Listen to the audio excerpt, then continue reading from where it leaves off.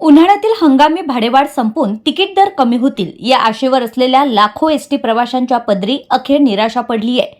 ST महामंडळाने प्रवाशांच्या खिशाला आणखी कात्री लावणारा 13.50% भाडेवाढीचा नवा प्रस्ताव तयार केलाय। बुधवारी होणाऱ्या राज्य परिवहन प्राधिकरणाच्या एसटीए महत्त्वाच्या बैठकीत यावर अंतिम शिक्कामोर्तब होण्याची दाट शक्यता आहे।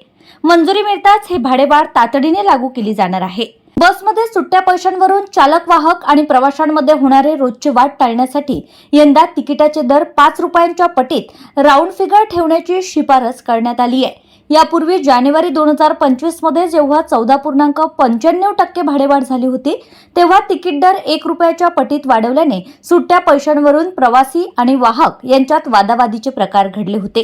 ती चूक टाळण्यासाठी महामंडळाने हा निर्णय घेतला असल्याचं वृत्त दैनिक महाराष्ट्र टाइम्सने दिलं आहे।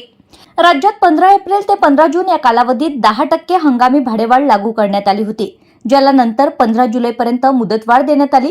ही मुदत आज संपत असतानाच महामंडळाने जुनी 10% भाडेवाढ कायम ठेवली असून त्यात आणखी 3.50% भर घालणारा एकूण 13.50%चा नवा प्रस्ताव आणला आहे। प्राधिकरणाला गर्दीच्या हंगामात 30% भाडेवाढ करण्याचा अधिकार असल्याने या प्रस्तावाला मंजुरी मिळणं सोपं मानलं जात आहे। एसटी महामंडळाच्या वरिष्ठ अधिकाऱ्यांनी दिलेल्या माहितीनुसार ही भाडेवाढ अनिवार्य झाली आहे। एसटी कर्मचाऱ्यांच्या विविध भत्त्यांमध्ये वाढ झाल्याने महामंडळावर आर्थिक बोजा वाढलाय। त्याशिवाय जागतिक युद्धजन्य परिस्थितीमुळे डिझेलचे दर भडकले आहेत, तसेच बसचे सुटे भाग आणि टायरच्या किमतीही प्रचंड वाढल्यात। राज्य सरकारने कर्मचाऱ्यांचे पगार आणि इतर प्रशासकीय खर्च एसटी महामंडळाने स्वतःच्या उत्पन्नातूनच भागवावेत अशा कडक सूचना दिल्यात। भाडेवाढ हा महसूल वाढवण्याचा एकमेव मार्ग असला तरी तो अपुरा ठरत असल्याचं आकडेवारीवरून स्पष्ट झालंय। यंदा मे महिन्यात हंगामी भाडेवाढ लागू असतानाही महामंडळाला 1047.17 कोटी रुपये उत्पन्न मिळालं, तर खर्च तब्बल 1096.7 कोटींवर गेला।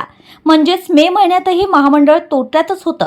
राज्यातील 31 पैकी 22 विभागांना स्वतःचा खर्च भागवणंही अशक्य झालंय।